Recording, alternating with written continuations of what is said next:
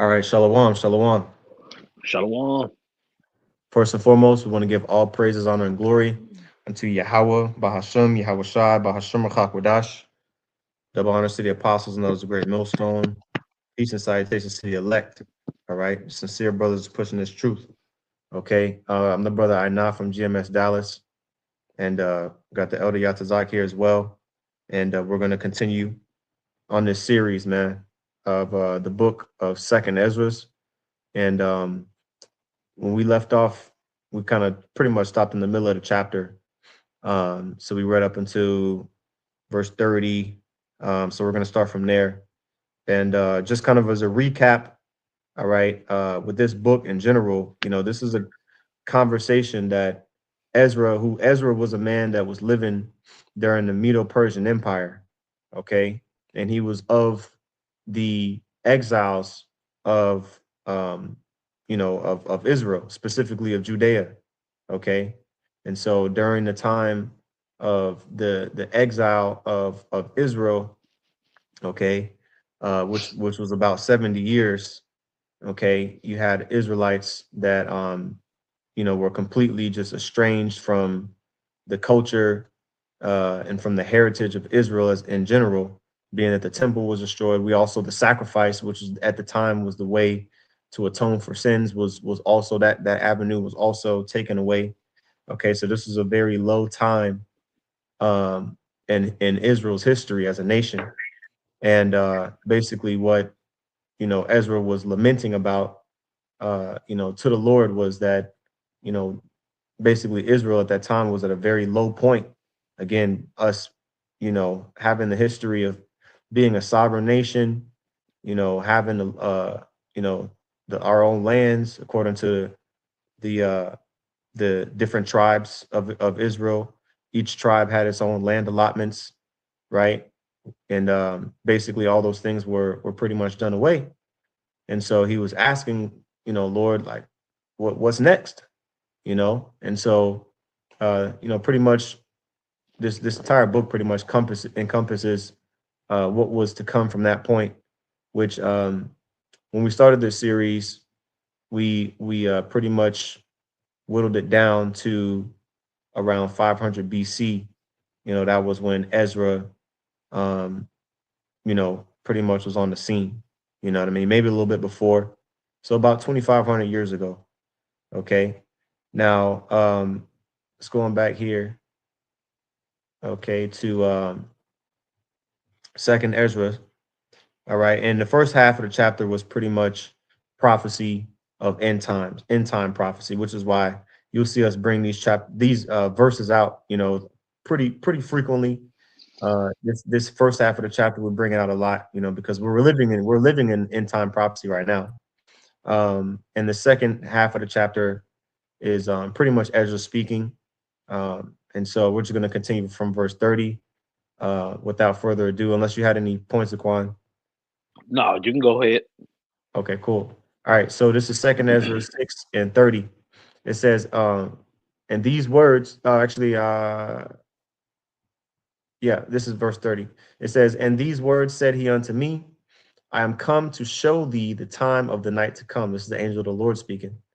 All right, verse 31. If thou wilt pray yet more and fast 7 days again, because in order to receive this basically answer, or this explanation, Ezra had to fast 7 days. So he was already on a 7-day fast at this point. Okay, what we're reading here in verse 30, and he had just received this, this breakdown from the Lord. Okay. And so the Lord said, the angel of the Lord said, if thou wilt pray yet more and fast 7 days again, I shall tell thee greater things by day than I have heard. So he was saying, look, there's more to this. And if you continue down this path of chastity, okay, I'm gonna give you more, I'm gonna give you more. Okay. I'm saying this is proof. This is proof that fasting and praying is legitimate for this time. You know, when Yahushua was with the disciples, they didn't have to fast. But then after he died and was resurrected, the fasting picked up more. You see, so with nothing being new under the sun, fasting and praying is still a part. Is still a major part of our customs. You know what I'm saying? You fast how you fast. That's between you and the Lord, but you have to incorporate that into your walk. You know, you got it. Fine. I want to get this real quick in Sirach 43. Because a 7 day fast, that ain't nothing to sniff at, man. I mean, you know, I personally have never fasted that long, Um, I mean, it's possible, you know what I mean, with water, it's possible. Uh, for certain people, it is technically possible, but even a 3 day fast, like, that's that's a solid fast right there. You know what I'm saying? Just no, you know, I'm not even talking about a dry fast, even just 3 days with no water. Now, I don't know if this was a dry fast or not. It could have been, but the men back then, they were, able to do these fasts that, nowadays, if, a lot of people would try them, we see news articles from time to time, different Christian plantation Christianity, anti-Messiah Christian pastors, trying to fast for, days and weeks on end, they end up giving up the ghost, you know what I'm saying? But these fasts, man, that these men accomplished, bro, like that's when the scriptures say, during the Day of Atonement, afflicting your soul. That's what this is going into. You're afflicting your soul by by abstaining from things that pleasure the flesh. And then Okay. the thing is, with take Esdras for example, the information that he was given from the angel was so heavy that fast wasn't nothing for him. You know what I'm Yeah. saying? He was more focused on trying to get the understanding to where he wasn't worried about eating or drinking. You Yep. know what I'm saying? So when he was going over that information, when he was trying to understand through the spirit what he was told, getting that understanding, he wasn't worried about eating. So that week of fasting went by. Who knows how quick it went by for him? You see. Right. But when the angel mentioned the fasting more, he was like, "Okay, cool." He didn't have no problem with it. Mm-hmm. Man, it ain't. He was like you said. He was already in a fast. Mm-hmm. It ain't Yep. like the angel gave him some information and he was like, "Well, shit, I'm hungry. I need to eat something." No, he was in the spirit. That's an example of how it's gonna be for us. You know what I'm saying? When the rest of the world is starving, the scriptures say we gonna eat, but we're not gonna be worried about it like that. Yep. What's next, Lord? What you want us to do next? Okay, you told me that. We got it. We understand that. What's next? That's the spirit Esdras was in. You know what I'm saying? That's right. Go ahead. Con. I got a couple precepts here that came to mind while you were going into that. Um, I'll start at Job, chapter 23, verses 11 and 12. It says, my foot hath held his steps, his way have I kept and not declined. Neither have I gone back from the commandment of his lips. I have esteemed the words of his mouth more than my necessary food. Right. And that's the spirit that Ezra was in. He said, look, like, I would rather hear from the mouth of the Lord, than to be, eating this food right now. I mean, should we eat food, pretty much every day of our lives? Food is always going to be there, but the word of the Lord is more valuable than that. So that's obviously, anytime that the opportunity comes up is always a good trade-off. Baba Okay. Kasha, can you go to that precept where the Lord said, My meat is to do the will of the Father? Yeah, that was the one I was going to get next. I had that next. I wanted to get Uh, this one first. my man. Yeah. Yeah. Yeah. That was the one. That was the one. I was going to read this one first, but I wanted to get the Job first. But this is Cut. this is one here in St. John 4 and 34. And you can, break it down, of course. Uh St. John 4 and 34. Actually, I'll start up in verse 32. Verse 31. It says, in the meanwhile, his disciples prayed him, saying, Master, eat. But he said unto them, I have meat to eat that ye know not of. Therefore said the disciples one to another, hath any man brought him aught to eat? Yahushua said unto them, my meat is to do the will of him that sent me and to finish his work. You see, so it's more important to be in the spirit than it is to feed the flesh. And that's pretty much all. That's all it's talking about. You know what I'm saying? Yeah. Did somebody go get him something to eat? Master, you got to eat something. You got to eat something. Look, I'm not here to eat, drink, and be merry. I'm here to fulfill the will of the Heavenly Father. You see? Mhm. So that was more important than the meat. So that meat that he was talking about, get that word for meat. Con. You know what I'm saying? That meat that he was Yep. talking about was spiritual meat, right? I'm feeding my spirit by pleasing the Heavenly Father. And that's more important than having a physical piece of meat to chew on. I just made a brisket today, but I would much rather be in the spirit with the Lord dealing with me than to taste that brisket. You know what I'm saying? Even though I seasoned it up, I did this, I did that. This is more important. That's what you take from that, right? The Lord was like the scriptures describe Yahweh as a gluttonous wine bibber, so he didn't have no problem eating and drinking. You see, but when it comes to the meat, the will of the Heavenly Father, that's more important. I'd rather do the work first, then I worry about eating. I worry about pleasing the Lord before I worry about pleasing my flesh. You got it. Right. Yeah. Yeah. His detractors, try to call him a glutton because, he partook in the wine. You know what I'm saying? So whether you abstain or partake, that they always gonna find something to say against you.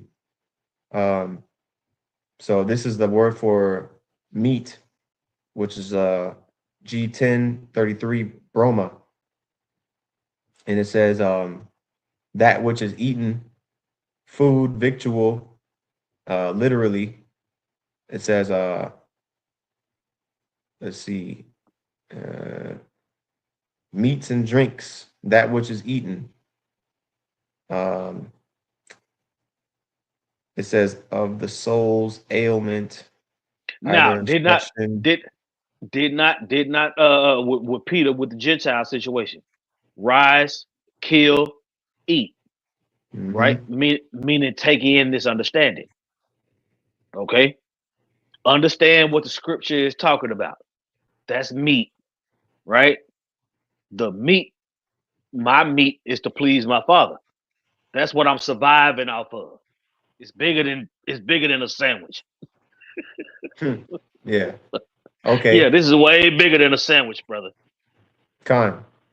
Yeah, it says meats and drinks, but then also it says of the soul's aliment. If I'm pronouncing that right, I looked up that word aliment, food, nourishment, sustenance. Um, and when you go here, the sustenance of the soul, for example, instruction, or that which delights. Here's the point: that which delights and truly satisfies the mind. So instead of satisfying your belly, okay, you're satisfying, or you are nourishing, or sustaining your mind. Okay, They call it food for thought. that's it. That's Food for it. thought is That's not something you're gonna chew on. Food for thought is something that you're gonna meditate on in your mind. that's right. You got it. That's right. Yep. Peace of mind too, because when you do this work, that's when you feel like, okay, like, like you can rest, like, okay, like, yeah, what's the word, like, you feel not accomplished, but we know our purpose is you feel fulfilled, basically, like, Mhm. you know what I mean, you feel fulfilled, best way I can put it, you know and then when you go Yeah, too long. Mhm. I would rather do this before I eat brisket. Yep. You know what I'm Yeah. saying? I stayed up all night cooking the brisket.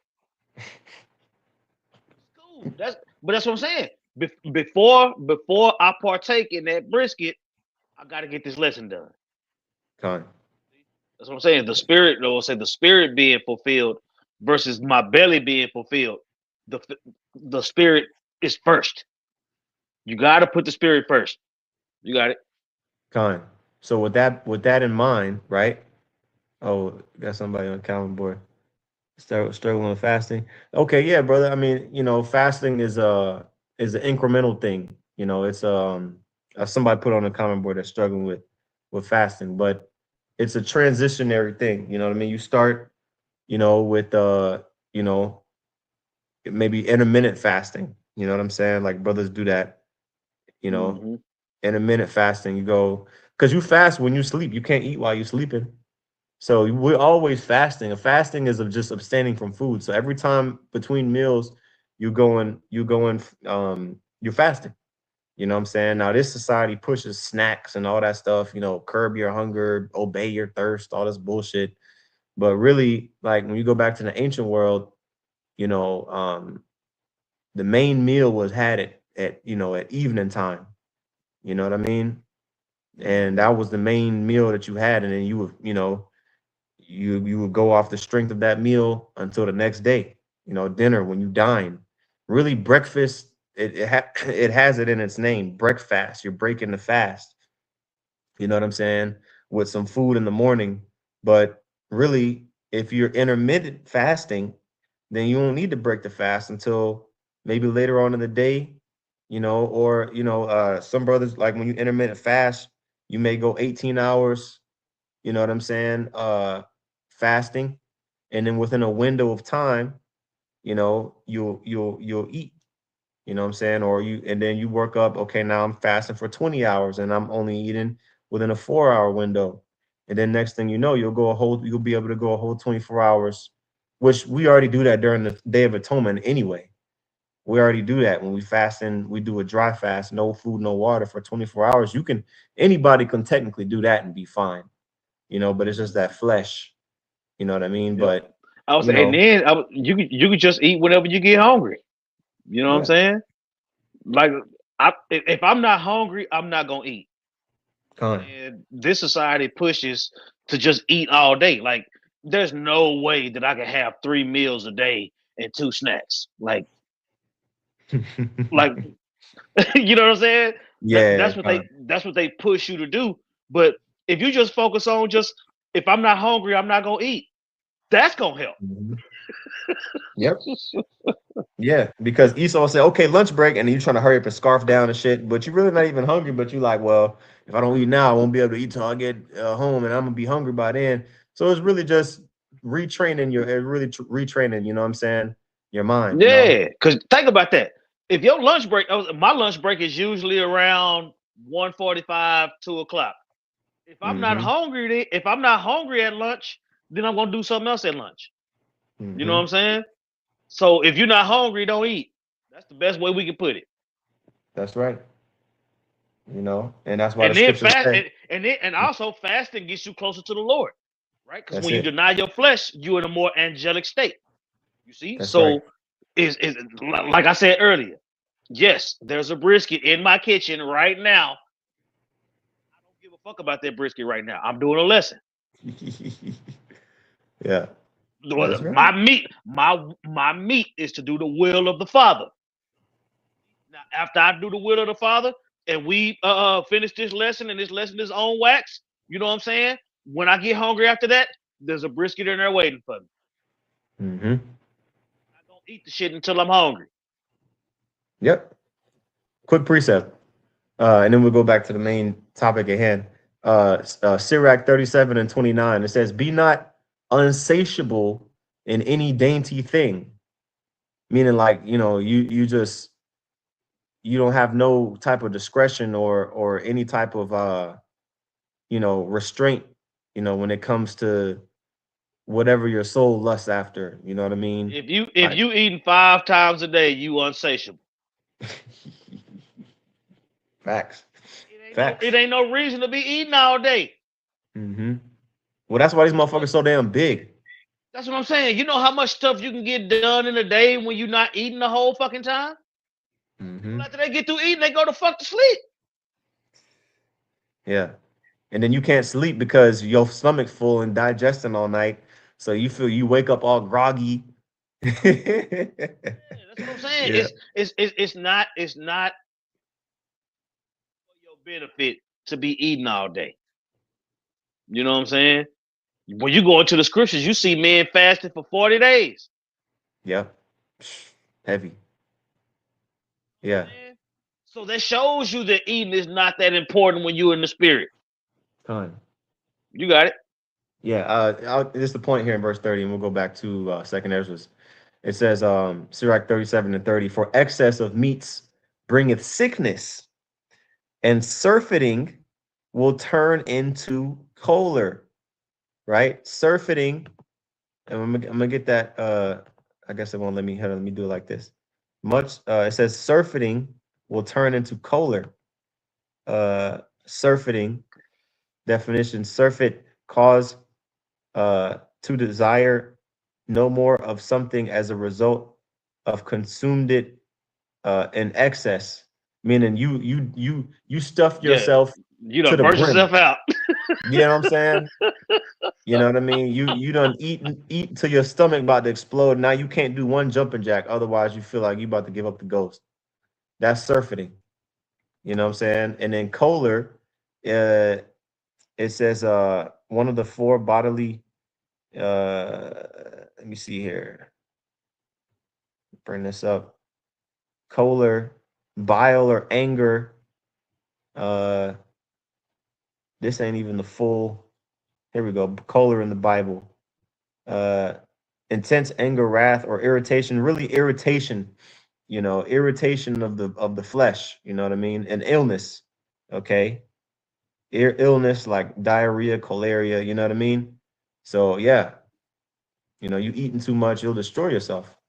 So, Mhm. it's all about balance at the end of the day. Okay.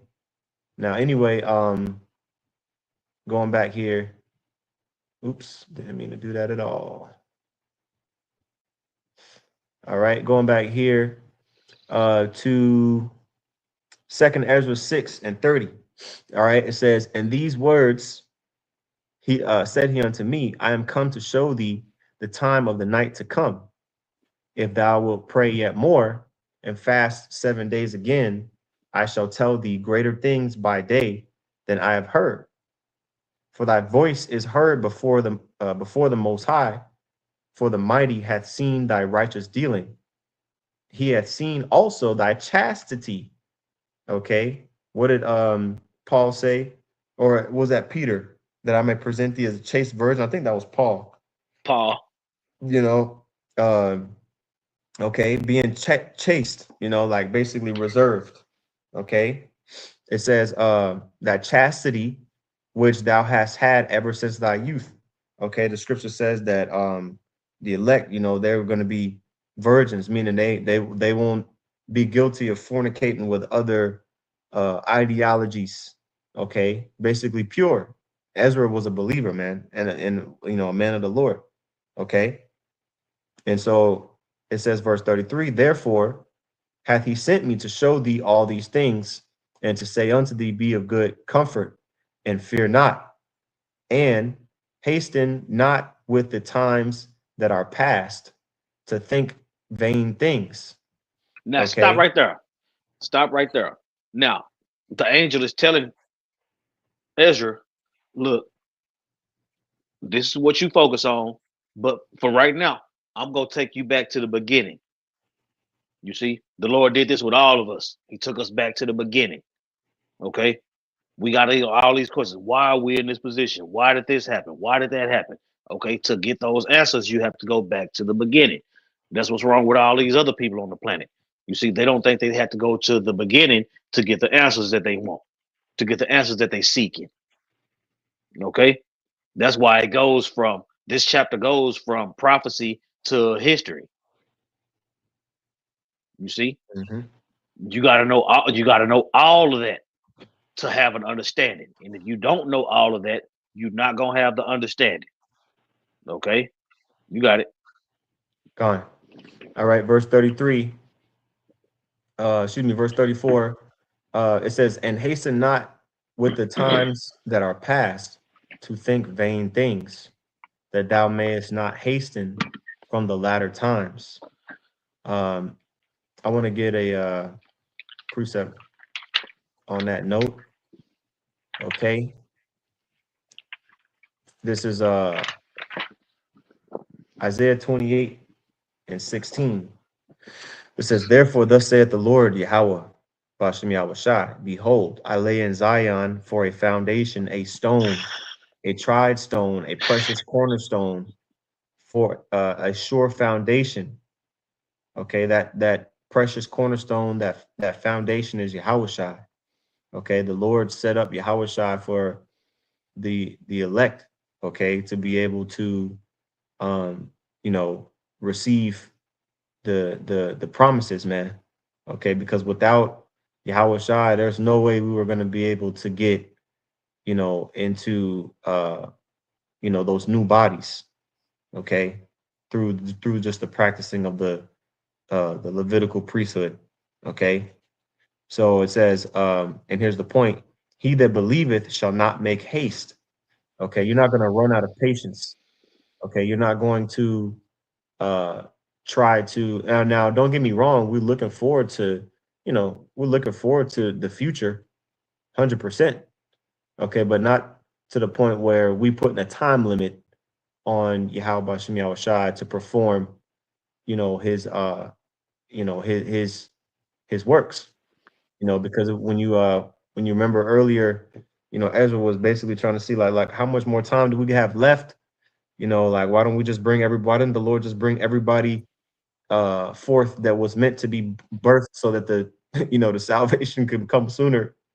And the angels just reminded him like, uh don't be, don't be hasty in these times, so that way when you come back, because again, how you are, how the things we're doing today in 2025 going into 2026 is the same stuff that we was doing in our past lives, you know. So back then it was like, look, make sure you fulfill your lot. Don't veer off from that, and not to be too hasty. So that way in the latter times, okay, you're gonna have the right spirit. Okay. Verse 35, and it came to pass after this that I wept again and fasted 7 days in like manner. Kind of reminds me of like when Yahushua, he was in the Garden of Gethsemane, and he was praying all night. He didn't go to sleep that night. He was in the garden. He wanted his disciples to stay up, and what I mean, to kind of, succor and help him, what I mean, just with that morale, and he had to go through it alone. And sometimes, bro, when the Lord brings you through stuff, I mean, it is down that solitary path, and basically you gotta go through it, okay? But once you come out of it, you ultimately are refined, okay? And so the Lord made Ezra go through another week of fasting before he got this, extra. And actually, Second Ezra 7 is one of the chapters that we bring out the most. You know what I mean? Mhm. It's in Second Ezra, and so um, this is his mindset after this 2 weeks of fasting. This is the mindset that Ezra was in. We're about to tap into it right now. Okay. It says, and it came to pass after this that I wept again and fasted 7 days in like manner, that I might fulfill the 3 weeks which he told me. Okay, so actually, I'm sorry, it says 3 weeks. So I think he was at 2 weeks, and now this is the third week. Okay. So my bad, Salaki, it wasn't just 2 weeks, it was three. Okay. And it says in verse 26, and in the eighth night, okay, after the third week of fasting, was my heart vexed within me again, because he's in this flesh. He's afflicting his soul. He's going through it. He's in a whole nother spirit. You know what I'm saying? He's been fasting for 3 weeks, so he's in a whole nother spirit. You know what I mean? And basically, it says in verse 36, and I began to speak before the Most High. Okay, for my for my spirit was greatly set on fire, and my soul was in distress.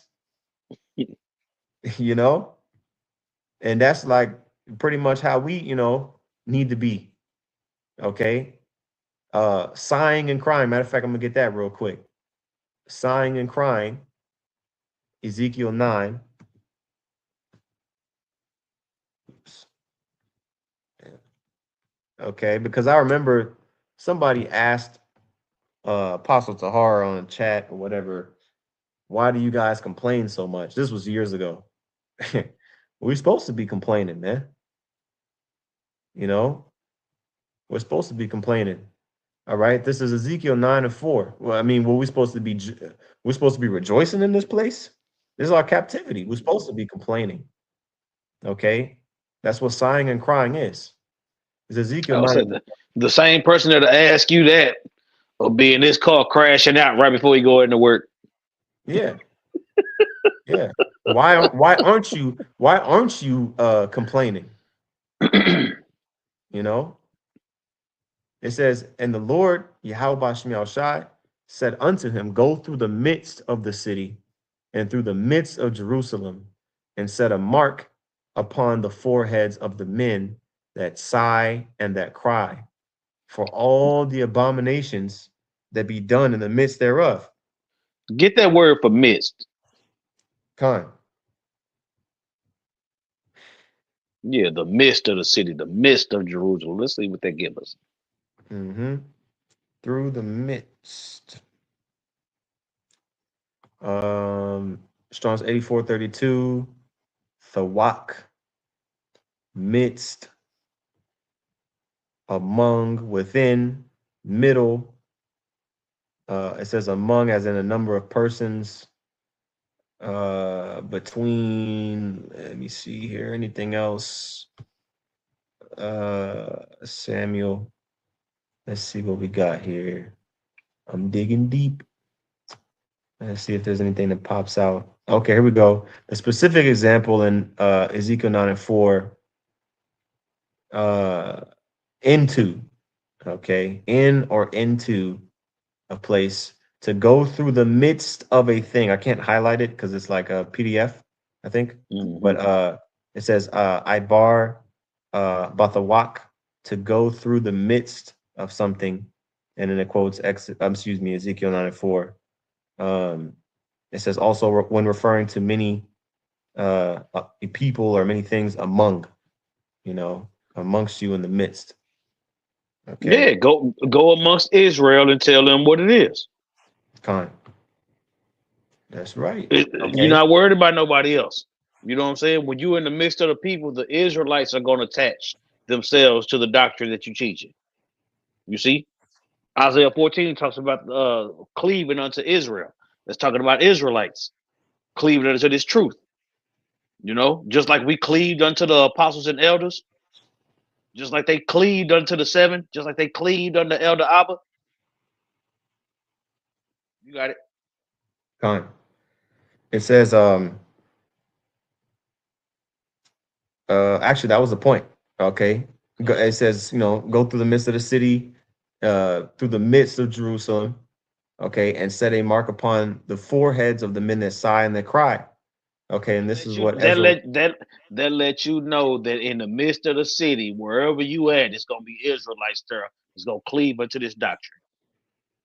Con. You got it. That's right. That's right. Okay. Now for the good part. Okay. This is well, it's all good, but this is back in Second Ezra 6 and verse 38. And I said, O Lord, thou spakest from the beginning of the creation, even the first day, and said thus. Now, basically the rest of this chapter is going into Genesis, the first chapter. So Second Ezra 6:38 on down, you know, is basically covering the Genesis chapter 1, okay? Which we're gonna go back and forth, but it says, let the heaven and the earth be made, and thy word was a perfect work. Okay. It says, and then was the spirit, and darkness and silence were on every side. The sounds of man's voice was not yet formed. So, the creation story. Okay. This was something that Ezra understood. Okay. This is not today, in these times, this is not taught, to our people. It's, you taught the Big Bang and all this stuff. Okay. Your idea of how the earth was created does not have is not does not involve the Most High. Okay, according to Esau. All right, he thinks the earth is billions of years old. Okay, but this understanding was, you know I mean, it was pretty it was pretty widely understood back then, right? Mm-hmm. When you go into it, we'll skip, down a little bit, but Genesis 1 and 1, okay, all the way down through through verse 5, that's the first day. Okay, now when it says the first day, we know, we'll get the scripture, the day of the Lord is 1,000 years, right? Um in First Peter, all right, this is excuse me, Second Peter 3 and 8. It says, but beloved, be not ignorant of this one thing. It's important. All right. It's not a random thing that Peter just slid in there. All right. It says, but beloved, be not ignorant of this one thing, that one day is with the Lord as 1,000 years, and 1,000 years as one day. Right. I Okay. will So, say it Mhm. tell you it's addressing the beloved, which is the house of David. You know what I'm saying? David, the name Dawadah goes into the beloved. You see? That's also the word for uncle. But having said what you just said, right? The house of David, no matter what the world is talking about, you know that 1,000 years down here on earth is one day to the Lord. So that gives us the understanding that the creation story took place over 6,000 years. And on the seventh day, the Lord rested. You see, Right. the reason why the Lord rested on the seventh day is because within those 6 days, everything was created for us to go through the first death, the second death, on our way to forever, right? The creation is an obstacle course for the elect. You see, Hmm. And it's going to go into to it. It's going start to go into it. Yes. right. Lucky. Go ahead. Basically, the creation story is orientation. Con. You Yep. How we learning got here. you learning about a job so you can do it. Yep. Orientation. Go ahead. Con. Yep. And a majority of Israelites are disoriented because Esau has done that, you Mm-hmm. know. So this is the orientation, like you said, like the version, like you talking school, and you actually, your senses being oriented. Mm-hmm. You know, it says verse 39, or actually I'll read verse 38 again. Oh, I'm sorry, I read that. Verse 39, and then was the spirit, and darkness and silence were on every side. The sound of man's voice was not yet formed. Okay, like when it says the uh the earth was without form and void. Basically, it didn't exist yet. The earth, like how we know it, didn't exist. It was just matter, elements. Right. Okay, and before you had the earth formed, okay, you had darkness and light separated. Okay, basically illumination of elements. And Apostle Tahar, obviously the famous video, the Apostle Tahar put up, back in the 90s, you know what I mean? Obviously broke this down. Multiple brothers broke this down, but we're covering the chapter, so we'll go into it, right? It says in verse 39, I read that, verse 40, then commandest thou a fair light to come forth of thy treasures, that thy work might appear. Okay, so again, the power of Yahweh Bashem Yahushai, moved, right? It says the spirit of the Most High moved upon the face of the waters. The spirit, really of the powers, really this word here is Alahayim, moved upon the face of the waters. Okay. And the powers said, let there be light, and there was light. And they saw the light that it was good. And the powers divided the light from the darkness. So that illumination was created, then basically moved to one side. Okay, which is why you have night and day. Okay. And it says in it's the wrong one. Verse 41, upon the hold on, let me see something. All right, cool. All right, cool. All right, this is verse 41. Upon the second day, thou madest the spirit of the firmament and commandest it to part asunder and to make a division between, every time I read betwixt, I always read between. It's the same thing. A division betwixt the waters, that the one part might go up and the other remain beneath. So that's why, and this always fascinated me. The heavens, the word for heavens in Hebrew is Shamayim.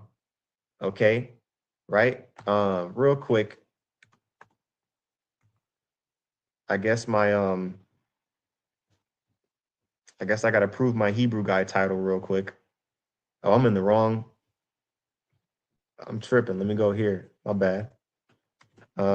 Heaven. Okay, here we go. See, it breaks it down. I'm getting ahead of myself, but it's okay. The word for heaven is Shamayim or Shamayim. Okay, that which pertains to, because Shah is a prefix. Okay, which means pertaining to. Okay, and then Mayum is the root word. Mayum means water, so that which pertains to the waters or the heavens. Okay, now going back here, when you read verse 6, okay, it says, and the powers said, let there be a firmament in the midst of the waters, and let it divide the waters from the waters. Okay, so coinciding here with the second let me see here, second day. Okay, the firmament, that is what divides the waters from the waters. What's the waters from beneath? The waters that are beneath is the actual waters that are in the earth, the sea, because the earth is majority sea. The earth is majority ocean water, as far as the surface area. And then you got the waters above, okay, which the waters above is untouchable. Okay, basically in between the waters of beneath the firmament and the waters above the firmament is we'll say the heavens, if that makes sense. So you flying on an airplane. Okay, the sky is blue when you're looking up, and the water's blue looking down. You're between the waters, you're in the firmament, you're in the air. That's why that other word there, I kind of glossed over it, but it also is translated. I'm gonna go back to it real quick. That word heaven was also translated, because I'm gonna just read it real quick and then I'll go into the word. It says, in the powers called the firmament heaven. So the firmament equals heaven, right? When you go into that word heaven or Shemayim, it says heaven, but also air. I kind of skipped over that. Okay, air, like the sky, basically, right? So that's basically what the firmament is. Okay, so let's go back here. Okay, and this is how the Lord made it. And to us, it's normal, like, you know what I mean? It's like how Esau try to you try to have his scientific explanations in it. It's really the power of the Most High. Okay, but when you continue reading, okay, verse 41, upon the second day thou madest the spirit of the firmament and commandest it to part asunder and to make a division between between the waters, that one part might go up and the other beneath. That's another thing too. When you read in the story of the flood, it talk about the firmament of heaven opened up. Um, I think that's what Genesis 7, if I'm not mistaken, or 6, you know, it talks about that. Uh it talks about the waters, opened up, you know what I mean? I'll just pull it up real quick. Bring a flood. Okay, here we go. Yeah, here we go. Genesis 7 and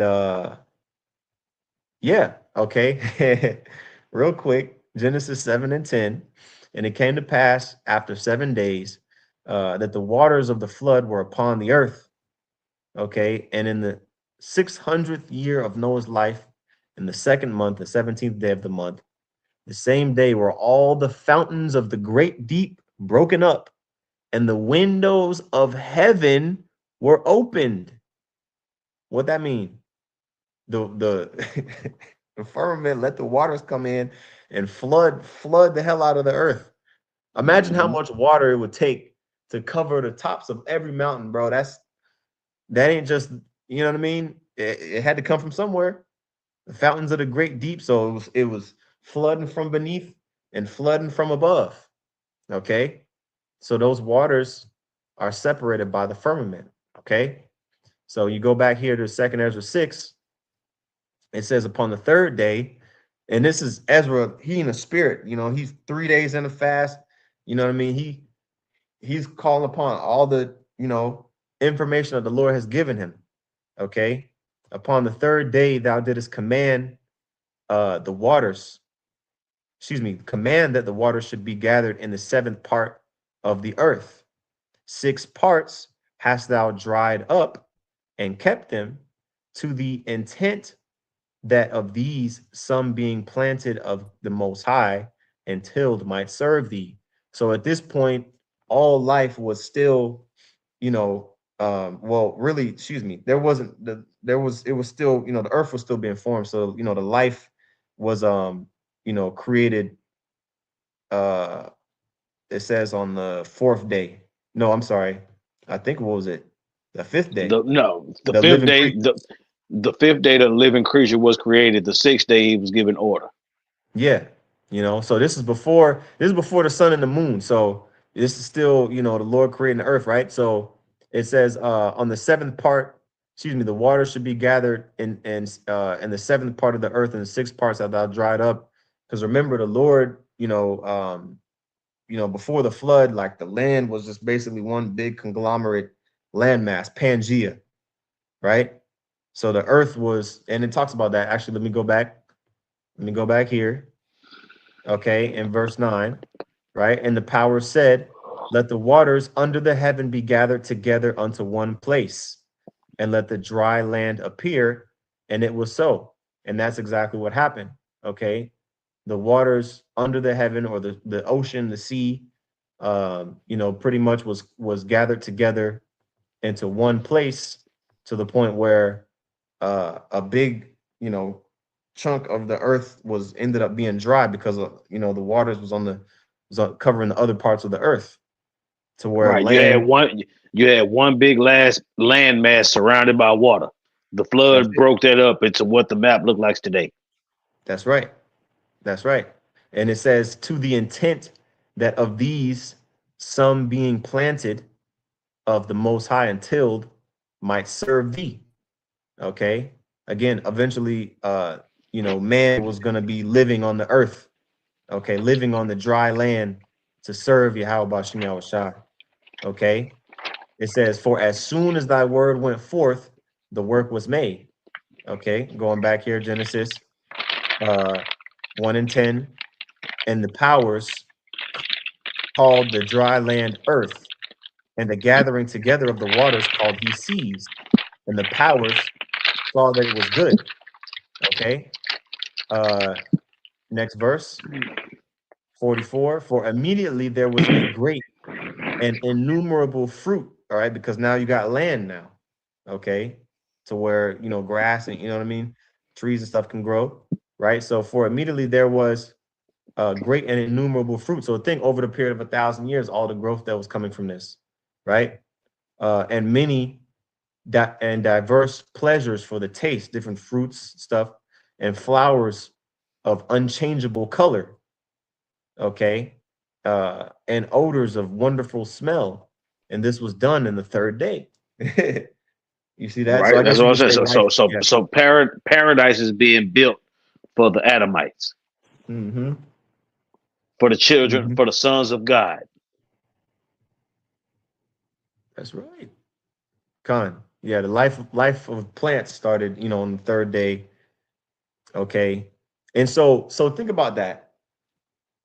According to Esau, all the planets, was formed from the sun, from the leftover elements of the sun, right? You watch, I was a little kid watching the Science Channel, and he got this thing, yeah. So after the sun was formed, then the leftover elements became the planets.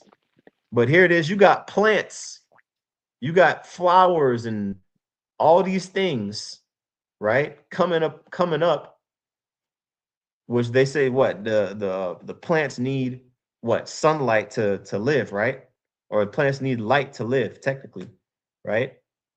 Well, if there was no sun, how did they get the light? It was because the Lord created the light, all right, before the specifically creating the sun, the moon, and the stars. All right, the earth already has its own illumination. Okay, the sun and the moon and the stars were created afterwards. Okay, in That's the what I'm saying. fourth day. So how are there trees that are billions of years old? Yeah, yeah, fossils and yeah, Esau, demon. Yeah, get the He fuck don't out of know. here. He's just guessing, and he guessing with a tie on, and with a clean shaven face, and a toupee, and Jake eats it up. You know. So it says in verse 45, upon the fourth day, thou commandest that the sun should shine, and the moon give her light, and the stars should be in order. Okay, and that's exactly what the sun, the moon, the stars are for. The sun is to tell us when the day starts and when it ends. The moon is to tell us when the month starts and when it ends. That's why scripture said in I think it's Sirach 43, basically the month is named after the moon. Okay, and the stars basically tell us where we're at in the year. You know what I mean? Because it kind of rotates, throughout the course of the year, right? And so everything's in order. Verse 46, and gave us them a charge to do service unto man, that it was made. But here you got people worshiping the sun and the moon, creating gods out of it. That lets you know that the heathen don't have no understanding. You see? So on the fifth day, for verse 47, upon the fifth day thou settest unto the seventh part, where the waters were gathered. All right, so the sea, the ocean, okay, as opposed to the land. It says that it should bring forth living creatures, fowls and fishes, and so it came to pass. All right, now So all go to Genesis. Mhm, Go to mhm. Genesis 1 and 20. Okay, all right. This is Genesis chapter 1, verse 20. And the powers said, let the waters bring forth abundantly the moving creature that hath life. You see, and that moving creature that had life. You got Enoch, pursuant to Second Ezra 6, and Hmm. Leviathan. Yep. You see, so the Lord put Enoch over the land. He put Leviathan over the waters. You got it. That's right. That's right. Okay. It says, and fowl that may fly above the earth in the open firmament of heaven. That's what I'm saying. And the Okay. fowl. You see, Yeah. so the creation is all coming together at this point. Now, keep in mind, going into Second Ezra chapter 6, it goes from prophecy. back to history. Yeah, Okay, you got it. because you have to understand the history to understand the mystery. That's right. Okay, and also, I don't know if we said it. The all the creatures came forth of the water. Okay, Hmm. all the creatures came forth of the waters. And again, this is over a course of 1,000 years. Okay. So that's just like people when people ask that question, what came first, the chicken or the egg? Well, it would have had to been the fucking chicken, Mm-hmm. right? Mm-hmm. So Con. the creation, people wise, they came up out of the waters, and the commandment was to be fruitful and multiply. So Con. the chicken came before the egg. If you really want Mm-hmm. to know that goddamn bad. Con. Yep. And over time, over this 1,000 year period of the creatures, because it says the waters brought the Lord commanded this, just like how he commanded the sun, the same power that he used to command the land to come up, and this is the same power. Okay. He caused the moving creatures that have life to come forth out of the waters, Hmm. including the birds. Okay, including the fishes and everything. Okay, and ultimately, man too. you know. Hmm. So it says, verse 21. All right, and the powers created great whales and every living creature that moveth, which the waters brought forth abundantly. You see that every living creature that moveth, spiders, snakes, well, tigers and lions and bears. You know, Hmm. after their kind, and every winged fowl after his kind, and the powers saw that it was good. Okay. It says, and the powers blessed them, saying, be fruitful and multiply, and fill the waters in the seas, and let fowl multiply in the earth. Okay. Now going back here, it says in Second Ezra 6 and 47, I'll read it again. It says, upon the fifth day thou settest unto the seventh part, where waters were gathered, that it should bring forth living creatures, fowls, and fishes. And so it came to pass. For the dumb water and without life, dumb meaning unable to speak, and without life brought forth living things at the commandment of the Most High. See, so that was another miracle, all right, that the powers, performed, okay, that all people might praise thy wondrous works. So this was the works of Yahweh Bahashim Yahushai and the angels, okay, the Alahayim. It says verse 49, then didst thou ordain two living creatures, okay, You the see, so one, after so the creation, as far as what you see, the seas, the land, the trees, the sun, the moon, the stars, all these things were created, and then the Lord said, "You know what? For the waters, I'm going Leviathan, you got that, and for the land, Enoch, you got that." Which means means being a learned man, right? mhm, Learning how to rule on earth. mhm, Okay? And he also gave that to Leviathan, learning how to rule the seas. That's the way the Lord set it up. Okay. So Leviathan is the Jacob of the water world. man, facts. You know what I'm saying? Go ahead. Yep, basically, right? That's why he gonna come up, and bite Esau ass. You Yeah. know, Yeah. Leviathan don't mess Yeah. with the white man either. Right. you know. All right, this is Second Ezra 6 and 50. Wait, I didn't read verse 49. It says, thou didst ordain two living creatures, the one thou callest Enoch, and the other Leviathan, which you just broke that down. Okay. Verse 50, and didst separate the one from the other for the seventh part, namely, where the water was gathered together, might not hold them both. Okay. one was made for the waters, the other was made for the land. That's just how the Lord made it. Okay. Uh, Unto Enoch thou gavest one part which was dried up the third day, that he should dwell in the same part, talking about the land.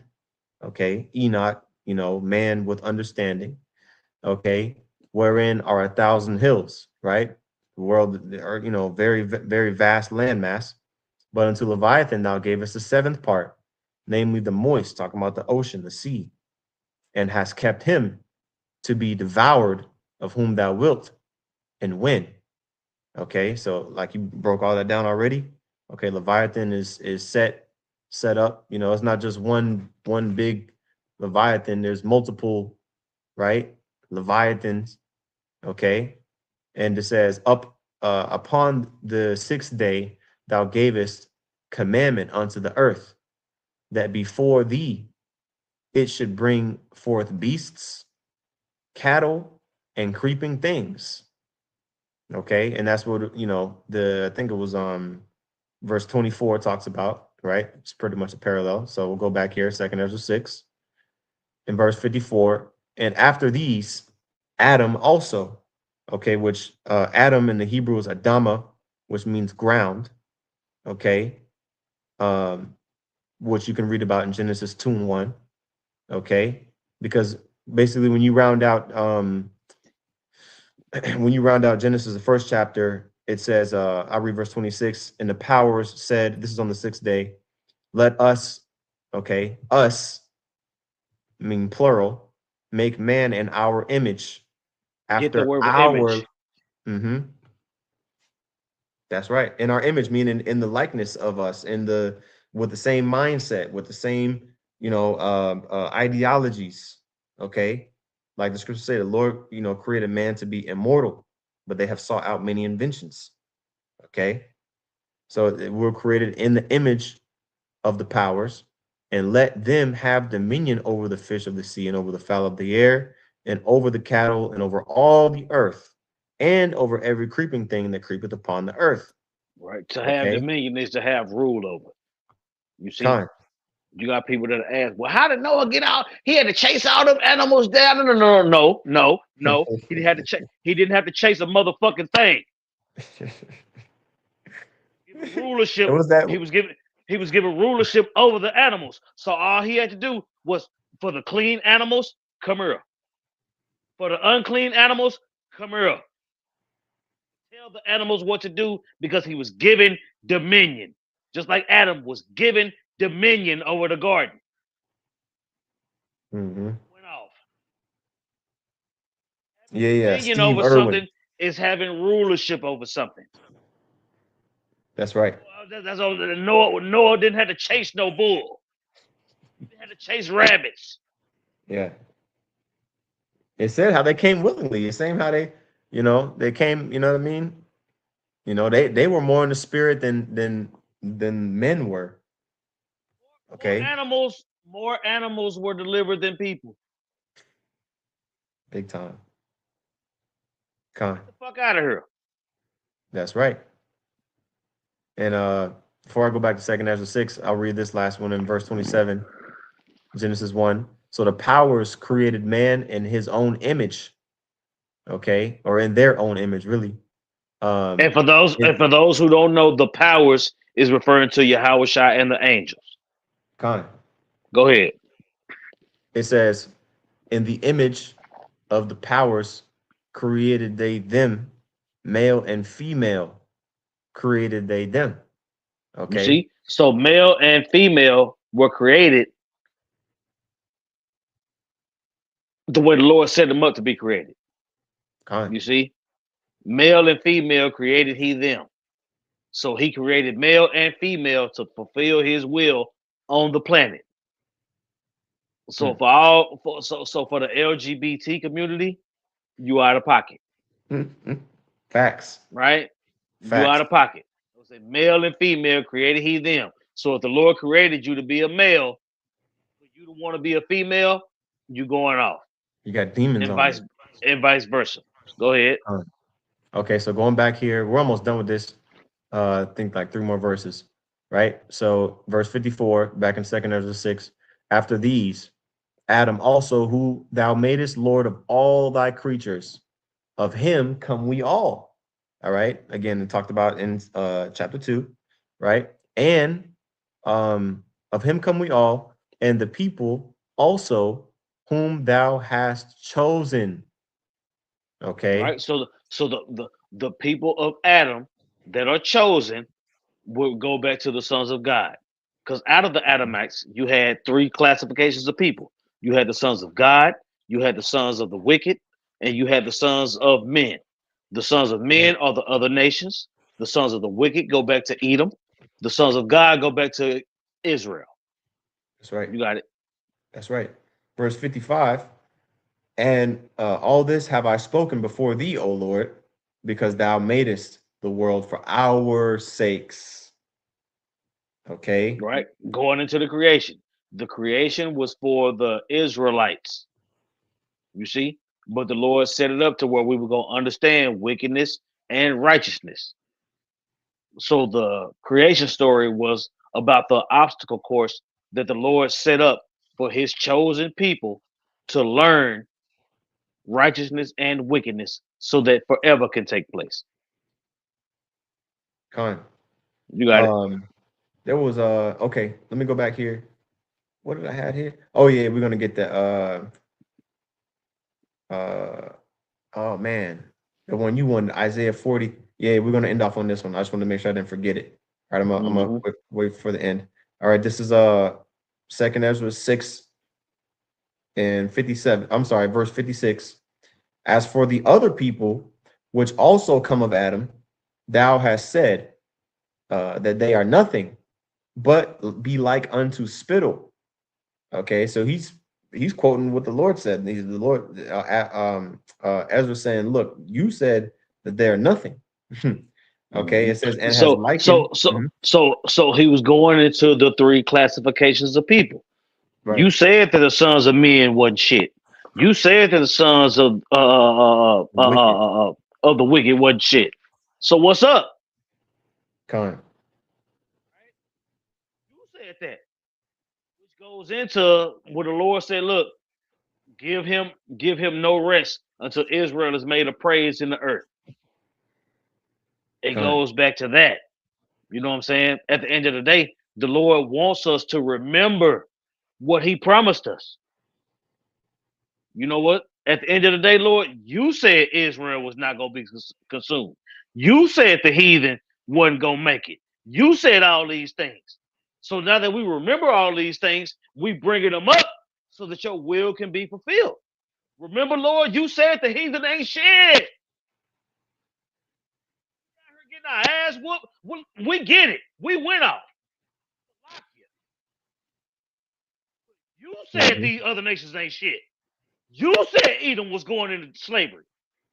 What's up with that? Lord is like, you know Con. what? I remember I said that. I just wanted to make sure you remembered that. Now we can move forward.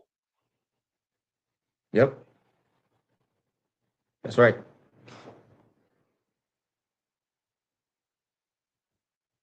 Let me keep reading. Uh-oh. You still there, Zaquan? Okay, I don't know what's going on with your mic. I don't know if it's clipping. I see you nod your head, so I'm gonna keep reading, but I can't hear you right now. Um, Finish it. You um, can finish the chapter. yeah, okay, I heard it. I heard it coming. I think it's just kind of fading in and out for some reason. But it says verse 57. Um, all right, it says or verse 56, and has likened the abundance of them unto a drop that falleth from a vessel. All right, low last priority, basically negligible value. Okay. And now, O Lord, behold, these heathen. You said all that to say this. Behold, these heathen, okay, which have ever been reputed as nothing, have begun to be lords over us and to devour us. But we, thy people, whom thou hast called thy firstborn, thy only begotten, and thy fervent lover are given into their hands. If the world now be made for our sakes, why do we not possess an inheritance with the world? How long shall this endure? The answer to You that see? is, the answer to that is prophecy has to be fulfilled. Man, Con. it has to Right. be The answer to that, fulfilled for this to happen. Con, that's right. That's right. All right. We're gonna read this here and we'll, close out here. Okay. Isaiah chapter 40, and this is where Ezra got this from. Okay, which shows you, hey, they read the scriptures. They didn't just, what I mean, get this out of nowhere. Isaiah chapter 40 and 15 through 17. Behold, the nations, all right, these nations, talking about the heathen nations, are as a drop of a bucket and are counted as the small dust of the balance. Behold, he taketh up the isles as a very little thing. All these little heathen that scattered around the earth, they're basically negligible, and they're not valuable at all to him. Okay, and Lebanon is not sufficient to burn.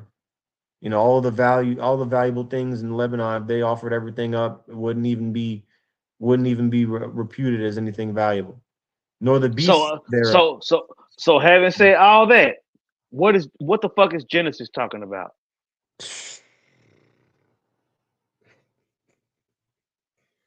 Facts. I'm just saying. What do I say all the time through the spirit and power of Yahweh Shem Yahushai? You run out of precepts when you are lying. Mm-hmm. They lying. When you say that, when you talk about non-Israelite salvation, you lying, and you gonna Right. run out of precepts. And the only person that benefits is the heathen. So why would you, believing that you are Israelite, even care about the heathen? It doesn't make sense. But anyway, it says, and Lebanon is not sufficient to burn, nor the beast thereof sufficient for a burnt offering. It's not even acceptable. It's all filthy, okay? Detestable in the eyes of the Lord. All right, because they're heathens. All nations before him are as nothing, and they are counted to him less than nothing and vanity. So if you're Okay, less than nothing and vanity, how do you get salvation? You don't. exactly. You don't. Yep, that's right. We just gonna teach the Bible in sincerity and truth. Fuck all that other shit. Yeah. Well, that's what that's what Deacon Nakas said. Hey, look, we're just gonna read the Bible, okay? So that's what we're doing. You Yeah, know, you can read it, but the prophets will explain it. that's right. The fuck out of here. Con, Yeah, you know, and turn your back on the Yahweh Shem Yahushai, and you turn your back on the flock. that's right. That's right. And that's a serious offense, man. You Mm-hmm. know, so we in the same spirit that Ezra was in. Okay, asking the Lord. I mean, and the beautiful thing is now in these times, in the last days of the last days, we have these answers. We have the record of this conversation. All right, and we believe in the words that were, passed on. As opposed to some people try, oh, how can you believe something that was translated and passed on and written over and misinterpreted, blah blah blah. If you want to be an unbeliever, like the scripture say, to the unbelieving is nothing pure. You got to believe in something. If you don't believe in the truth, what you gonna believe in? What Esau tell you? Good luck with that. You see. So hey man, that was the end of chapter 6, Lord willing, which means Abaratazah, which means Lord willing. All right, this was edifying to the elect. All right, and next time we'll go over chapter 7. Okay, but until then, till next time, we want to give all praises, honor, and glory unto Yahweh, Bahashem, Yahweh Shai, Bahashem Rakak. Double honors to the apostles and those a great millstone. Peace and salutations to the elect. Shalom. Shalom.